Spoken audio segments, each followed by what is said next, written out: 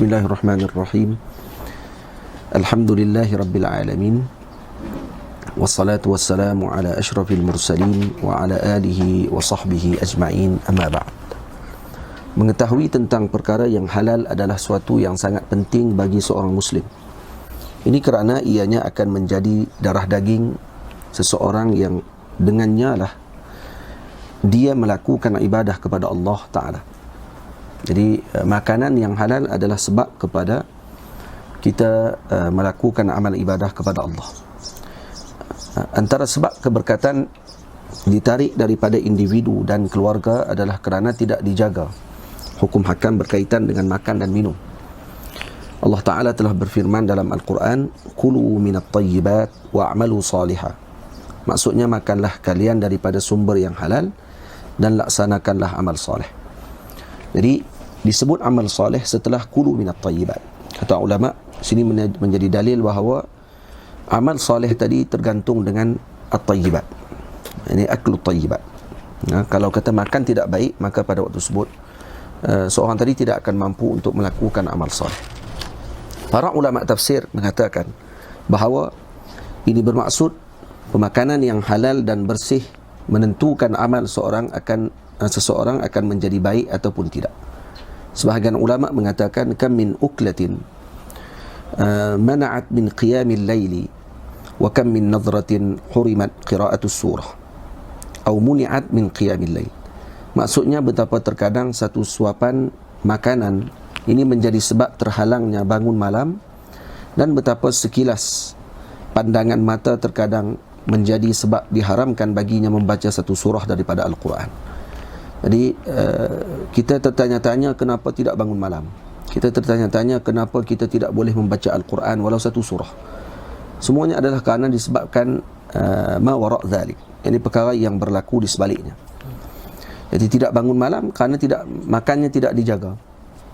Ya, diharamkan kita membaca surah Al-Quranul Karim, satu surah walaupun pendek di luar daripada solat, adalah kerana mata kita tidak dijaga. Kam min nadratin hurimat qira'atus surah. Tamam? Jadi kerana itu para ulama sangat berjaga-jaga dengan perkara tersebut, dengan bab berkenaan dengan makan, dengan bab berkaitan dengan pandangan mata mereka, sehingga kerana ini akan menjadi darah daging dan ini akan menjadi buah kepada amal mereka. Sebahagian ulama lagi menyatakan nya tu kan, bukan mencatatkan kan, menyatakan bahawa turun tanda saya tanda boleh tanda no? Saya tanda ni tak apa, biar nanti boleh buat pembetulan terus.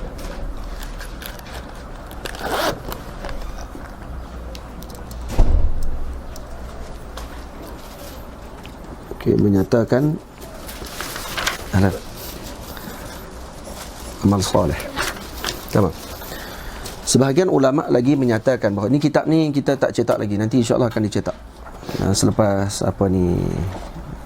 dibuat kulitnya nanti, kemudian akan ada surah, ada bergambar. Kerana zaman sekarang ni perlu kepada bergambar. Kalau tidak, kita tak kenal binatang tadi macam mana bentuk dia. Nanti kita akan bincang benda penting nanti berkenaan dengan tikus pula dah tupai dan sebagainya. Nanti mungkin nanti kita akan tengok sampai pada bab, kalau sempat kita sampai, kita akan bincang bab tersebut. Sebahagian ulama lagi menyatakan bahawa 3 perkara yang membantu seseorang bangun malam. Yang pertama, makanan yang halal. Yang kedua, istiqamah di dalam taubah. Yang ketiga, sentiasa bimbang dengan kemurkaan Allah Ta'ala dan sentiasa merindui janji kebaikan daripada Allah Ta'ala. Jadi ini 3 sebab seorang tadi boleh untuk bangun malam. 3 perkara yang menghalang seorang bangun malam, lawan bagi tadi. Iaitu yang pertama, makanan yang syubhah. Apatah lagi yang haram. Kalau syubhah saja sudah tidak menyebabkan orang tadi boleh bangun malam. Ada orang boleh bangun malam dengan sesuatu yang lain. Dia boleh tengok Facebook, boleh main game, dia boleh main macam-macam, tapi dia tak boleh nak solat 2 rakaat tahajud. Dia tak boleh nak solat 2 rakaat solat sunat hajat contohnya pada waktu malam tadi, kerana diharamkan dia. Boleh. Makanan yang syubhah, lebih haram lebih lagi. Yang kedua, berterusan dalam kemaksiatan. Dan yang ketiga, sentiasa bimbang dengan keduniaan. Tamam? Ya. Yang kedua tak ada mip. Tak ada mip di dalam. Oh, di dalam. Ayo. Berterusan di dalam. Ada 3 dah tempat. Okey. Okey, mungkin dia tulis ni waktu tengah high kan. Muka surat 1, muka surat 2, muka surat 3. Setiap muka surat dah salah. Muka surat 1 amal soleh. Bukan amal soleh. Ya. Muka surat kedua menyatakan. Muka surat ketiga di dalam. Betul kan tu ya? Senang. Ni apa ni sirah ditunjuk. Pada 21 Ramadan 1441 Hijriah, baru-baru ni, dalam 6 hari yang lepas, 7 hari 8 hari yang lepas. Hari ni berapa hari bulan? 29 ah. 29 ni. 29 Ramadan. Saya telah menyambung kembali tulisan berkenaan hukum hakam haiwan yang telah saya karang dalam Bahrul Rajas. Yani mustafa'ilun yang terhenti pada rangkap 27. Saya pernah tulis beberapa bulan yang lalu. Tapi itu berhenti pada muka surat pada bait yang ke-27. Kerana yang pertama tak ada malas, yang kedua kerana saya rasa tak perlu lagi pada waktu tersebut. Ini kerana sebelumnya saya pernah diminta oleh teman-teman dan orang-orang tua yang saya sering bersama mereka ke hutan untuk berehat setelah penat mengajar dan ketika pulang bercuti ke tanah air. Jadi waktu keluar berehat bersama dengan pakcik-pakcik yang duduk di hutan dan sebagainya, dia pun ada minta dan saya pusat karang lah kitab yang berkenaan dengan binatang. Kawan-kawan kita duduk dalam hutan ni bolehlah bincang-bincang bab tu. Ada sembang kosong kan. Tapi tak sembang kosong pun, dia banyak tanya soalan, sembang berkenaan dengan agama. Tapi mereka nak ada panduan lah kalau boleh. Kerana dia kata ada juga kadang-kadang kami tersilap tembok, dia kata tembok tapir, boleh makan tak tapir ya? Jadi kita akan tengok dalam ni ada boleh makan ke tidak tapir dan sebagainya. Kalau kata kalau kecilak tembok dia nak boleh makan, rugilah tapir sembelih. Kata depa lah, kita tengoklah tapir boleh makan nak lagi. Terpa pula kan. Nanti dulu kita tak baca habis, baru mukaddimah. Baik. Jadi waktu saya balik, biasanya saya tempat rehat saya dalam hutan lah. Jumpa orang tua-tua, bersembang dengan mereka, ambil pengalaman mereka dan sebagainya. Tangkap ikan, makan-makan ikan, berehat-berehat, gitulah. Baru ni ada kawan-kawan kita pakai ikut. Melihat alam semula jadi dan binatang serta mendengar kicauan burung, hutan mampu menenangkan jiwa yang luka dan hati yang rawan. InsyaAllah balik ni berehat lagi boleh lah. Ni ramai balik ni. Dan tertangguh niat mengarang tentang hukum hakam binatang ini sejak beberapa tahun yang lalu. Kerana semangat saya yang terkadang naik dan turun. Alhamdulillah, pada tahun ini selama 3 hari saya berjaya menulis sebuah kitab yang disusun dalam bentuk Bahar Rajas, yang setahu saya masih belum ada di kalangan ilmuwan Melayu mengarang sebegini dalam bahasa ibunda, yakni khususnya bahasa Melayu kita ni lah, berkenaan haiwan dan unggas serta hukum hakam memakannya. Sepanjang pengetahuan saya lah, tidak ada yang mengarang tentang perkara tersebut. Wallahu alam, kalau ada yang pernah jumpa tak? Kok ada yang dikarang dalam bentuk bahar, dalam bentuk syair. Kalau ada mungkin saya tersilap lah. Baik. Saya banyak berpandukan kepada kitab karangan Al-Imam Kamaluddin Ad-Damiri Asy-Syafi'i rahimahullahu ta'ala, iaitu Hayat Hayawan Al-Kubra. Ini tak ada alif lam ni. Hayat Al-Hayawan Al-Kubra. Tak ada alif lam.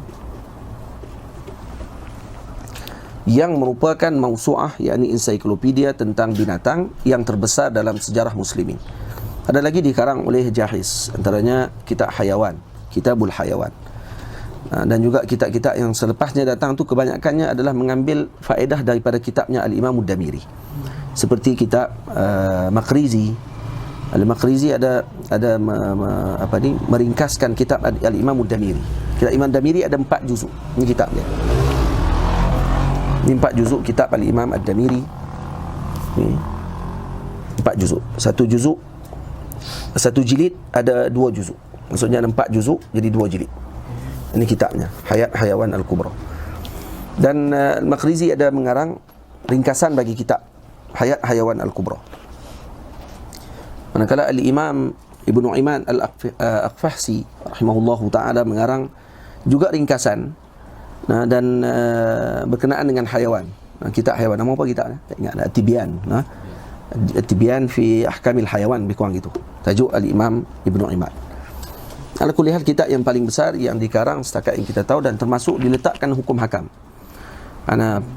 Banyak yang cerita berkenaan dengan haiwan, tapi nak letak hukum hakam, dia kena faqih dalam bidang tersebut. Maka Al-Imam Ad-Damiri yang terkenal sebagai faqih dalam mazhab Syafi'i mengarang kitab Najmul Wahaj, syarah kepada Minhaj Al-Imam An-Nawawi rahimahullah, 10 jilid. Jadi ini bukan calang-calang orang yang boleh membahaskan tentang perkara ini. Dan Al-Imam Ad-Damiri rahimahullah juga terkenal sebagai zoologis. Ini ahli haiwan. Dan dalam kitab ini diceritakan juga berkenaan dengan al-qawas, iaitu apa kegunaan binatang tersebut. Jadi kadang-kadang saya tak masukkan dalam kitab ni lagi, insya-Allah ada rezeki masa nanti kita akan masukkan juga, ataupun kita buat kitab lain. Karena tak sesuai ni, kitab ni berkenaan dengan hukum. Saya cerita bab khawas lagi, dia cerita bab khawas sajalah. Kulit singa boleh guna apa? Apa dia? Ni? Ini besar? Besar? Besar tak? Besar. Baik. Tamam. Jadi Allahumma salli ala sayyidina Muhammad. Saya berminat tentang binatang ni lama dah. Dulu kalau di Mesir ni tiap-tiap tahun, boleh kata tiap-tiap bulan tak silap saya. Kalau akan berjalan pergi ke zoo negara Mesir. Saya saja pergi seorang-seorang sebelum kahwin. Lepas kahwin ni aku kurang sikit. Dan pernah juga pergi bawa anak-anak dan sebagainya, tapi tak macam dululah. Kalau dulu pergi saya buat kitab, pergi tengok sekok-sekok binatang. Jadi tengok binatang ni nama apa. Sebab yang lebihnya zoo di Mesir ni ditulis dalam bahasa Arab. Jadi senang nak cari dalam kitab Hayat-Hayawan Kubra. Jadi tak susah lah nak cari tu. Kalau di Malaysia tulis bahasa Inggeris, bahasa Melayu. Lepas tu keluar bahasa saintifik ni kan. Dia nak cari lah. Macam yang Idham nak buat tu. Jadi sebabkan kerana tu di Mesir ni Allahumma salli ala sayyidina Muhammad. Pak Ngah Badri pun masuk juga sekali. Pak Ngah Badri orang panggil apa? Antara orang yang minta saya kerang kitab ni lah. Pak Ngah pada sekali. Baik. Juga saya banyak merujuk cara susunan yang dilakukan oleh Syekh Al-Allamah Dr. Muhammad Abdul Rahman Shumailah, tak ada alif lam. Shumailah tak ada alif lam. Al-Ahdal hafizahullahu ta'ala. Ini kitabnya beliau. Syarah Manzumah Al-Bayan li Ahkamil Hayawan. Dia juga karang dalam bentuk Bahar Rajas. Saya banyak ambil daripada beliau, tapi ada saya tambah yang tak ada dalam kitab beliau. Antaranya adab-adab berburu dan juga hukum hakam berburu. Yang kedua, ada beberapa binatang yang saya tambah yang tidak ada dalam kitab beliau, yang dia tidak masukkan. Faham? Ya. Dan kemudian ceritanya lain beza lah. Dia ada cerita benda lain, saya cerita benda lain lah. Jadi bukanlah saya kopi dia sebiji-sebiji, tak. Kopi sebiji-sebiji, dia tak panggil tulis kitab, dia panggil curi. Curi kitab orang. Hafizahullah ta'ala dalam kitabnya Al-Bayan li Ahkamil Hayawan. Saya juga menambahkan bab yang berkaitan rukun berburu dan syarat-syaratnya, serta ditutup perbahasan dengan pesanan ringkas kepada orang yang ingin masuk berburu di hutan. Yang khusus kepada orang yang minat berburu lah. Nak masuk macam mana saya tak cerita cara-cara berburu, kerana orang tua lebih berpengalaman dalam bab tersebut. Cuma saya cerita berkenaan dengan hukum hakam saja berkaitan dengan berburu. Setelah 3 hari menulisnya, maka saya berjaya menyelesaikan 313 rangkap syair tersebut. Hakikatnya sebenarnya saya baru tulis 310 pada 3 hari tadi. Sehari keempat, bila tengok balik, saya elok kalau kita cukupkan jadi 313. Maka saya tambah lagi 3 bait pada hari keempat. Rangkap syair tersebut yang bersamaan dengan bilangan ahli Badar.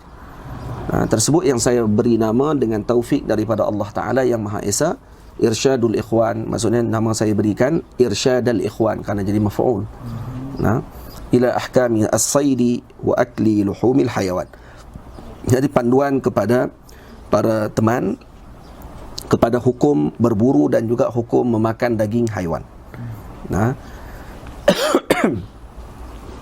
Semoga karangan ini diberkati oleh Allah Ta'ala serta dijantatkan penerimaan di sisi umat baginda sallallahu alaihi wasallam.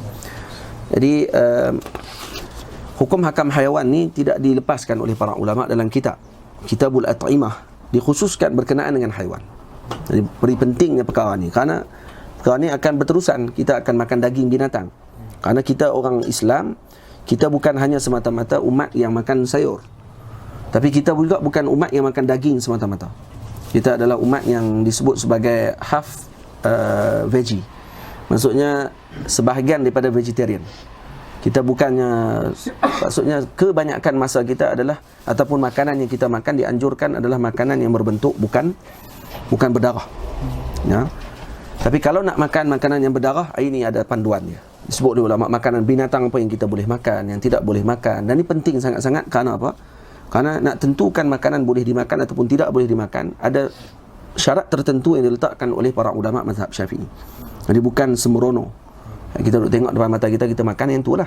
Tapi bagaimana ulama mazhab kita Syafi'i meletakkan syarat bagi membolehkan makanan ini, binatang ini boleh dimakan, binatang ini tidak boleh dimakan. Faham? Bukan kita tengok kita jijik, kita tak jijik. Dan makanan kita orang yang kita makan di tempat kita, semuanya ditentukan oleh apa yang disebutkan oleh para ulama, khususnya dalam mazhab Syafi'i, kerana mazhab yang induk di negeri kita, di tempat kita adalah mazhab al-Imam Syafi'i. Nanti kita akan tengok apa syaratnya. Walhamdulillah bi ni'matihi tatimmus shalihat. Baik, muqaddimah. Lalu masuk pada muqaddimah kitab kita. Segala puji bagi yang maha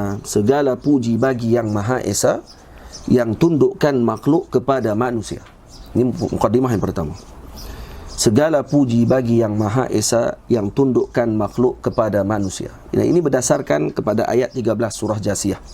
Tak berbaris, okay. Boleh berbaris. Sakhara lakum tu. Dia apa ni, waktu pagi tu. Wa sakhara lakum ma fis samawati wa ma fil ardi jami'a minhu. Inna fi dhalika laayatan kan, liqaumin yatafakkarun. Berbaris sekali, senang bagi orang baca. Tamam. Jadi sakhara lakum ma fis samawati wa ma fil ard. Jadi ditundukkan yang di bumi dan di langit, seluruhnya, kepada siapa? Kepada manusia. Ini adalah nikmat yang Allah Ta'ala berikan kepada kita semua, iaitu ditundukkan makhluk Allah Ta'ala, langit dan bumi, kepada makhluk Allah Ta'ala yang bernama manusia. Anugerahkan rezeki yang sempurna, lautan dan daratan untuk hambanya. Dan ini anugerah Allah Ta'ala. Jadi muqaddimah saya ini dipanggil bara'atul istihlal, dipanggil. Selawat dan salam buat junjungannya Sayyiduna Muhammad, insan mulia, utusan rahmat buat seluruh ummah, menerangkan halal haram tidak lemah. Jadi dalam kitab ini saya sebut pada nota kaki di bawah ni ada bara'atul istihlal, iaitu pengarang menyebutkan pada muqaddimahnya sesuatu yang menunjukkan kepada maksud ucapannya diucapkan, atau maksud kepada tulisan yang dikarangkan. Ianya juga dikenali dengan bara'atul matla' di sisi ahli balaghah. Jadi ahli balaghah mengenali ini sebagai bara'atul matla'. Tapi muqaddimah saya pada kitab ni yang asal ni, yang tadi ni alhamdulillahirabbil alamin, pada muka surat yang pertama tu dipanggil bara'atul matla'. Kerana muqaddimahnya ada pujian, selawat kepada Nabi, dipanggil bara'atul matla'. Dan kemudian kalau penutup ditutup dengan selawat kepada Nabi sallallahu alaihi wasallam dan pujian kepada Allah, itu dipanggil bara'atul maqta'. Ada bara'atul matla', ada bara'atul matla', dan ada bara'atul al-maqta'. Bara'atul matla' itu juga dipanggil bara'atul istihlal. Tamam? Juga buat seluruh keluarganya, para sahabat dan yang mengikutinya. Tanpa mereka kita tersesat jalan, bersyukurlah ini nikmat dari Tuhan. Jadi dalam muqaddimah dah disebut, kata dalam kitab ni ditundukkan alam ini kepada umat, dan kemudian diberikan rezeki anugerah daripada daratan dan lautan, dan kemudian disebutkan tentang halal dan haram yang diterangkan oleh Nabi dan juga para sahabat Nabi ridwanullah alaihim ajma'in. Maka kitab ni secara automatik kita akan faham ini kitab halal dan haram, kitab tentang binatang. Baik, terus masuk bab pertama, kaedah penting dalam perbahasan ini. Ini daurah, jadi kita tak perlu nak banyak-banyak. Apa kaedah yang penting untuk kita memahami masalah ni? Ini yang kita akan bincang. Ketahuilah wahai saudaraku semua, para ulama warisannya anbiya, bimbingan mereka selamatkan kita dari huru hara di akhirat sana. Mereka dah sebutkan kepada kita kaedah memahami hukum hakamnya. Jadi para ulama warisannya anbiya, yakni anbiya alaihi wassalatu wassalam, telah menerangkan kepada kita tentang hukum hakam dengan kaedah-kaedahnya. Jadi saya sebut pada bait yang ke-10, jika kamu fahami kaedah ini, halal haram binatang kamu ketahui. Kalau faham kaedah yang kita sebutkan, ada 3 kaedah yang penting kita sebutkan, maka nanti masalah halal haram ni kita akan faham dengan baik, insya-Allah. Kalau pegang yang ni khair. Mainlah binatang apa pun, insya-Allah kita tak akan jadi bimbang. Kita makan. Tolak babi anjing ni. Dan binatang-binatang lagi yang kita akan sebut nanti. Baik, kaedah yang kita maksudkan di sini ada di bawah disebutkan. Yang dimaksudkan kaedah di sini adalah ad-dhabitul fiqhi, iaitu dhabit fiqhi. Ini kerana menurut Al-Allamah Dr. Muhammad Ibrahim Al-Hifnawi hafizahullah taala di dalam kitabnya Al-Wasit fi Syarhi Qawaid Al-Fiqhiyah pada muka surat yang ke-27, kadang-kadang kalimah kaedah digunakan dengan merujuk kepada dhabit dan terkadang sebaliknya. Boleh jadi kaedah dengan makna dhabit, boleh jadi dhabit dengan makna kaedah. Boleh jadi. Lepas tu saya kekalkan dalam bait. Saya tukar. Asalnya saya tukar dan kemudian saya nak minta hakim tukar dalam ni, tapi saya tak ada, perlu dikekalkan kerana ada fawaid. Kerana kaedah dimaksudkan sini adalah dawabit. Bukan kaedah yang dimaksudkan dengan amrun kulli yantabiqu ala kulli abwa. Itu saya sebut di sini. Namun dawabit fiqhi penggunaannya lebih bersifat kompleks. Tu baca dia tu. Dia konflik pula lagi. Saya dia berkonflik pula. Takut dia ingat konflik ni tengah-tengah hari ni. Pukul 4, pukul 5 kan, ada 2 jam ni.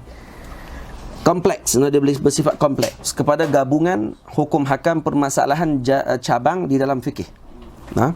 Dia lebih kompleks. Para ulama usul fikih membezakan ta'rifan kaedah dan dhabit dengan menyebut bahawa kaedah bermaksud ianya tidak mengkhususkan pada sesuatu bab daripada bab fiqh. Yani dia amrun kulli, yakni perkara yang bersifat universal, yang tidak dikhususkan pada bab yang tertentu. Dia masuk pada semua bab. Contohnya apa dia? Al-umur bimaqasidiha. Al-umur bimaqasidiha itu dipanggil qawaid. Qawaid usuli dipanggil. Qawaid usuliyah. Kenapa? Karena kaedah usuli, karena dia masuk pada semua bab. Al-umur bimaqasidiha masuk pada bab zakat, masuk pada bab haji, masuk pada bab puasa, masuk pada bab solat, masuk pada bab wudu, masuk pada semua bab. Sebaliknya, dikumpulkan permasalahan cabang daripada pelbagai bab di dalam fiqh. Manakala dhabit pula bermaksud dikumpulkan pelbagai permasalahan cabang dalam satu bab. Jadi pelbagai permasalahan cabang dikumpul dalam satu bab, maka dipanggil itu adalah dhabit. Atau bahasa kita dalam bahasa ilmunya disebut amrun kulli yang dhabitu fi ba'dil abwab. Fi babin wahidin. Fi babin wahidin. Yani perkara yang bersifat universal, yang hanya bersifat ataupun ditumpukan pada satu bab saja daripada bab fikih. Karena tu saya berkata, disebabkan perbincangan di dalam kitab ini adalah khusus tentang permasalahan binatang dan hukum hakamnya, maka formula yang diletakkan dalam muqaddimah ini disebut sebagai ad-dhabitul fiqhi. Tidak disebut sebagai qawaid ataupun disebut sebagai kaedah. Asalnya saya letakkan pada setiap bab ni sebut kaedah pertama, kaedah kedua. Saya tukar selepas tu jadi dhabit pertama, dhabit kedua. Kerana apa? Kerana dia berkait khusus berkenaan dengan hanya hukum hakam binatang saja. Jadi tak masuk dalam bab lain. Faham? Maka lebih sesuai diletakkan dengan perkataan dhabit, tidak kena dengan perkataan kaedah. Walaupun boleh sebenarnya pada segi bahasa yang telah disebutkan oleh Syekh Ibrahim Hifnawi hafizahullahu ta'ala, ulama besar di Al-Azhar Al-Syarif. Fahamilah sebaiknya, moga kamu akan mendapat manfaat yang besar. Jadi memahami masalah ni penting. Kalau tidak nanti kita tak faham. Peganglah kaedah yang ku sebut ini, pelajarinya pasti kau tak merugi. Pegang kaedah ni betul-betul. Yang ni yang 27 bait ni. 27 bait yang pertama ni, ini adalah kaedah penting bagi permasalahan. Tapi saya tambah lagi. Ada 5 bait ataupun tidak berkenaan dengan telur binatang. Itu saya tambah. Baik. Dhabit yang pertama, setiap yang berburu dengan taringnya diharamkan bagi kita nikmatinya. Ini yang pertama, dhabit dia. Dhabit yang pertama iaitu binatang yang berburu dengan taring. Itu diharamkan bagi kita memakannya. Juga yang gunakan kukunya yang tajam, semisal hering dan helang buru ayam.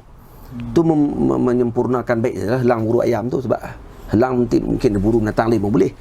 Tapi sebab nak bagi sama tajam dengan binatang apa mim belakang, maka saya boleh ayam belakang kan. Buru ayam. Juga yang gunakan kukunya yang tajam, semisal hering dan helang buru ayam. Hering burung hering. Ya, sejenis helang ataupun nasar dipanggil. Baik. Sini ada bab penting, ada perkara penting yang perlu dipaham tentang masalah berburu dengan taring dan masalah binatang yang menggunakan kukunya yang tajam.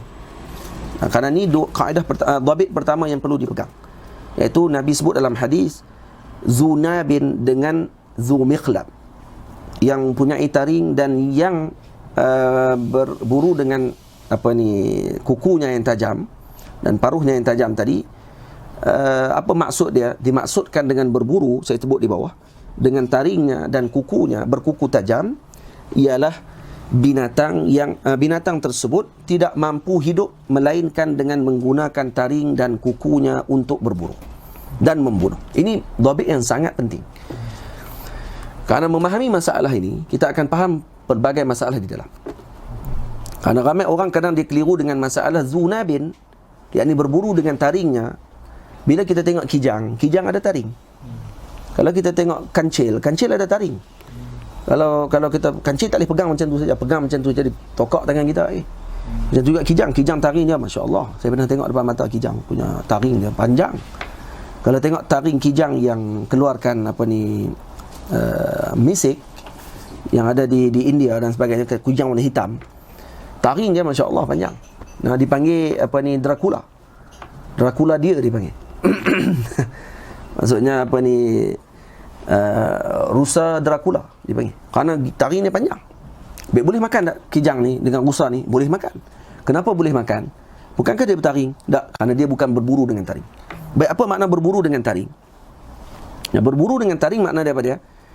Iaitu binatang tadi tidak mampu hidup melainkan dengan menggunakan taringnya. Dan juga tidak akan mampu hidup kalau tidak menggunakan kukunya. Helang kalau tak guna kuku dia, tak boleh cari makan dia. Singa, harimau kalau tak ada gigi dia, tak boleh makan dia. Sebab dia bukan makan buah apple. Nah, walaupun singa kadang-kadang harimau dia makan juga sayur rumput-rumput dia akan makan juga untuk nak hadap penghadaman. Tapi tu bukan makanan asasi dia. Kalau dia makan tu dia boleh mati. Kerana makanan asasi dia daging. Faham? Itu dipanggil carnivore. Beza dengan dubun. Kalau omnivore yang boleh makan benda lain selain daripada daging. Tamam? Tapi dubun haram, yang pandangan yang kuat dalam mazhab kita haram dubun. Nanti akan masuk bab dia. Laju sangat belah. Kan? Jadi faham yang ni dulu. Maksud binatang bertaring yang diharamkan makan dan binatang berkuku yang haram dimakan, iaitu binatang tersebut tidak mampu berburu dengan tidak ada taring. Itu. Baik. Sebab tu kata di sini, dan membunuh mangsanya iaitu membunuh mangsanya dengan taring. Namun jika ianya bertaring tetapi mampu hidup dan mencari makanannya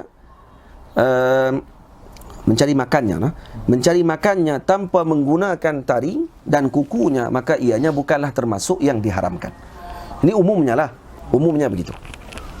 Ini seperti yang telah disebutkan oleh Al-Imam Ad-Damiri rahimahullahu ta'ala di dalam kitabnya Hayat Al-Hayawan Al-Kubra, yang beliau naqalkan daripada Al-Imam Syafi'i radhiyallahu anhu, yang ini disebutkan di dalam kitabnya Al-Imam Al-Syekh Abdurrahman Shumailah rahimahullah, Muhammad Abdurrahman Shumailah. Dalam kitab ni ada sebut tentang perkataan Al-Imam Al-Syafi'i radhiyallahu ta'ala anhu. Kerana maksud Imam Syafi'i tadi jelas, yang seperti saya sebutkan di sini, iaitu binatang tadi berburu dengan taringnya. Maksud berburu dengan taring, dia tidak mampu hidup kalau tanpa taringnya. Kerana itu Al-Imam Syafi'i mengatakan dubuk tidak haram. Kenapa dubuk tidak haram dimakan? Dubuk boleh dimakan. Yang pertama kerana Arab makan. Yang kedua, kerana dia tidak berburu dengan taringnya sebagai sumber pendapatan makanannya. Kerana kemungkinan kalau taringnya tidak ada, dia boleh makan makanan lain. Yang ni yang disebut oleh para ulama. Dhabit ni kalau dipaham, insya-Allah kita akan faham masalah lain. Sebab tu dhabit ni penting. Dalam masalah kitab fikih, dhabit fiqhi kalau dipegang oleh para penuntut ilmu, insya-Allah dia akan jelas dalam semua permasalahan dalam bidang tersebut. Dhabit kedua, setiap binatang makanan rujinya najis dan kotoran jadi pilihannya. Ini kalau makanan binatang tadi yang kedua, ni dhabit yang kedua. Binatang yang makanan rujinya adalah najis dan kotoran, maka binatang tadi perlu dah dijauhi, maksudnya hukumnya makruh kita makan. Jauhilah ini pesanan fuqaha, tidak rugi ikut pesan orang tuha. Nah, tuha maksudnya orang tua lah. Itu bahasa dalam kamus Dewan. Nah, baik. Setiap binatang yang makanan rujinya najis dan kotoran jadi pilihannya. Yang ini disebut sebagai haiwan jallalah. Nah, haiwan jallalah. Ni saya sebutkan panjang lebar berkenaan dengan hukum hakam jallalah. Makanan binatang binatang jallalah ni macam mana hukum hakamnya. Ni sebenarnya saya ambil balik daripada blog saya. Saya sendiri yang tulis juga sebenarnya. Tahun 2008 dulu. Saya karang dan kemudian bila masuk bab ni, penting juga. Akhirnya saya ambil balik daripada blog saya masukkan balik dalam ni, saya olah sikit saja. Hakikatnya saya jugalah penulis dan saya tidak kira mencuri, kerana mencuri pada diri sendiri. Ingat. Dan saya yang tulis sendiri benda tersebut. Panjang ni berkenaan dengan jalalah ni. Dan ni saya masukkan 4 mazhab para ulama berbincangan tentang masalah haiwan jalalah. Perlu baca kan? Baca pilihan no? Dah larang baca kan? Dah sejam lah. Tak jam, baru setengah jam. Start di pukul 4.20. Baik, ini merupakan jenis binatang yang disebut sebagai jalalah. Terdapat perbezaan pandangan para ulama pada mentarifkan maksud jalalah. Menurut para ulama Hanafiyah radhiyallahu anhum, jalalah adalah merupakan binatang yang hanya menjadikan najis sebagai makanan asasinya, tanpa memakan makanan yang lain. Makan tai je. Ayam makan tai je setiap hari. Lembu makan tai. Kuda makan tai. Mana tak tahu kan?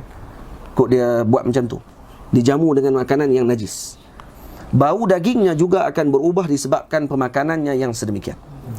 Manakala para ulama Malikiyah, Syafi'iyah dan Hanabilah radhiyallahu anhum pula berpendapat bahawa maksud jalalah ialah binatang yang selalunya menjadikan najis sebagai makanannya tetapi turut memakan makanan yang lain selain daripada najis.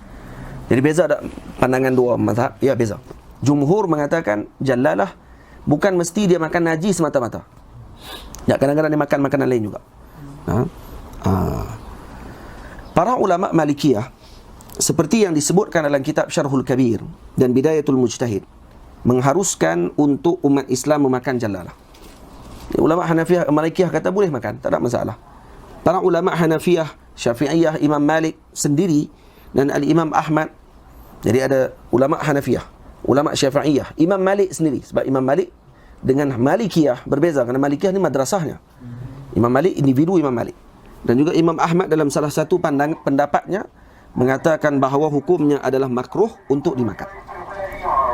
Baik, makruh di sini menurut Syekh Dr. Muhammad Zuhaili dalam kitabnya Mu'tamad, seperti yang disebut dalam kitabnya Al-Mu'tamad fi Fiqh Syafi'i, adalah merupakan makruh tanzih.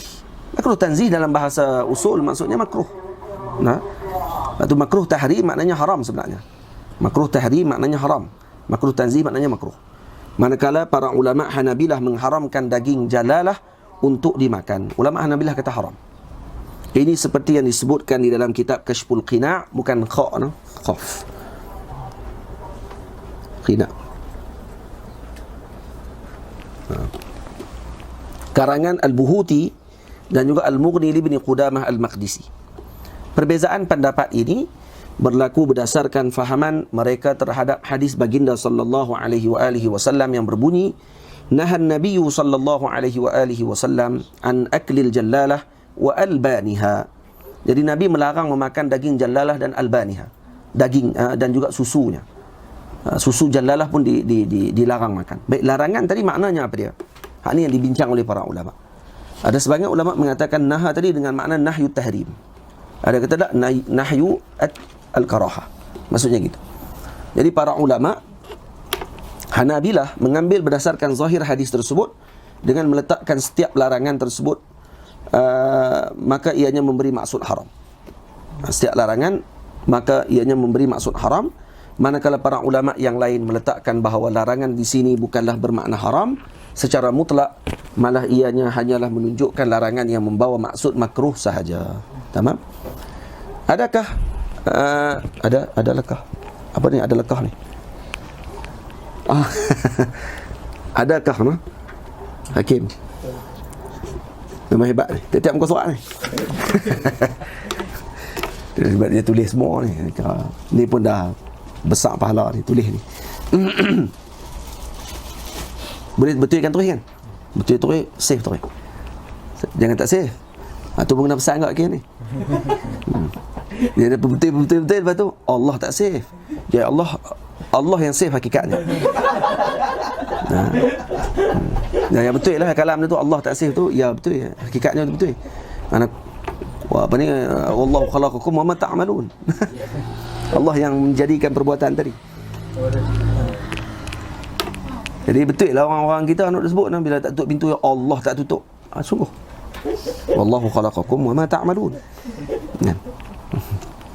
Allah terlupa tak betul? Tu tak kena. Allah terlupa, tu tak kena. Tu dia sebut Allah dulu ya, sebagai tabarrukan dengan Ismullahil Azam, moga-moga dia tak lupa lagi lepas. Allah terlupa dan Allah tidak lupa.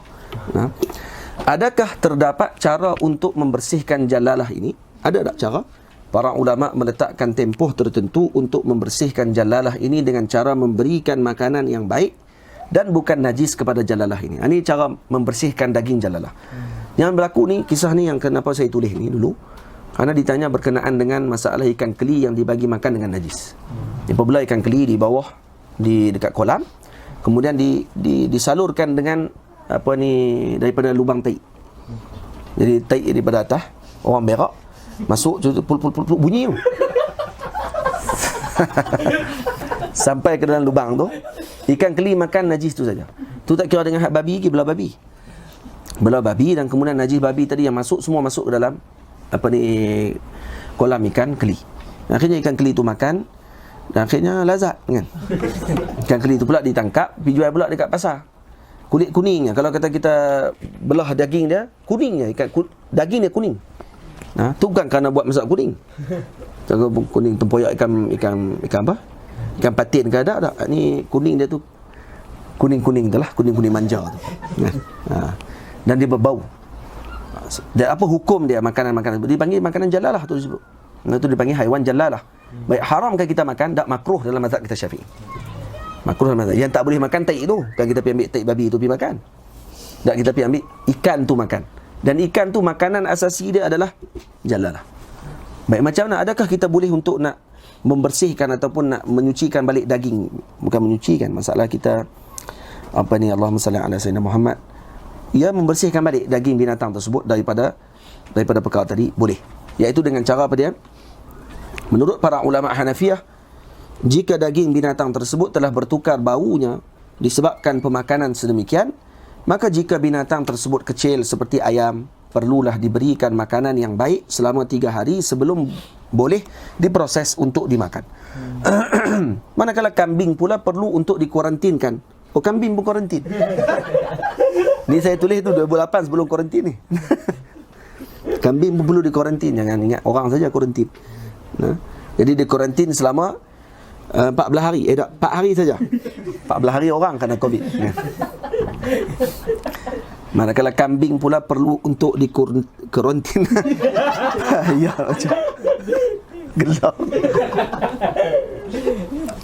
Macam zaman kulim lah.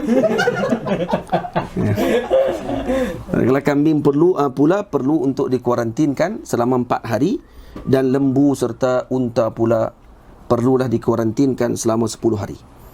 Ini untuk nak bersihkan balik dagingnya. Jadi ikut binatang, saiz binatang tadi. Ini mazhab Hanafi.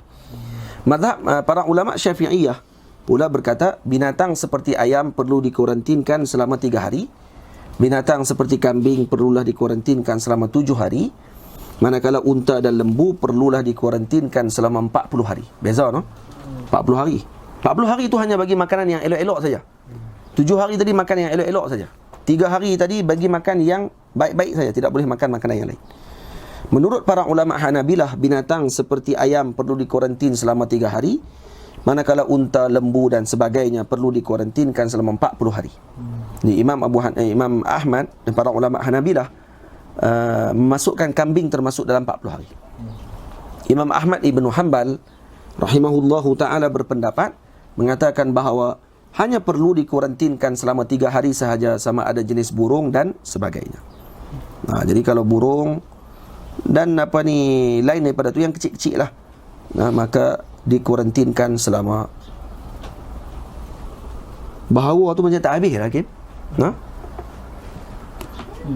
Al-Imam Ahmad bin Hanbal rahimahullah berpendapat mengatakan bahawa hanya perlu, macam ada jatuh di situ. Di mana jatuhnya? Mungkin di dalam bilik hakim. Ataupun ustaz ada kopi tak habis. Kan? Cuba tengok balik. Kalau ada nanti boleh tambah. Atau mungkin bahawa binatang yang kecil, bahawa hanya perlu dia, mungkin boleh jadi ayat tu macam tu kan. Tengok balik tak apa. Tengok balik usaha lagi. Kalau betul ayat tu kira hakim tak salah lah. Bahawa binatang hanya perlu. Bahawa binatang hanya jatuh jugalah. Syekh la yuqti. Binatang. Tamam. Baik. Jadi ini perkara yang penting untuk kita ambil perhatian berkenaan dengan haiwan jallalah. Jadi ada dua benda yang kita dapat. Yang pertama, zu mikhlab dengan zu nabin. Apa makna zu mikhlabin dengan zu nabin? Nampak binatang. Yang kedua, masalah jallalah. Tamam? Bukan jalilah, jallalah. Jalilah orang lain. Dhabit ketiga. Setiap yang patukannya berbisa, yang menyengat semisal lipan dan kala, diharamkan kerana ia berbahaya, padanya mudarat jika memakannya. Jadi yang ada bisa. Yang ini dhabit yang ketiga, yang berbisa seperti ular, kala jengking, lipan bara, apa benda lah yang berbisa ni, maka diharamkan bagi kita memakan binatang tersebut kerana padanya mudarat.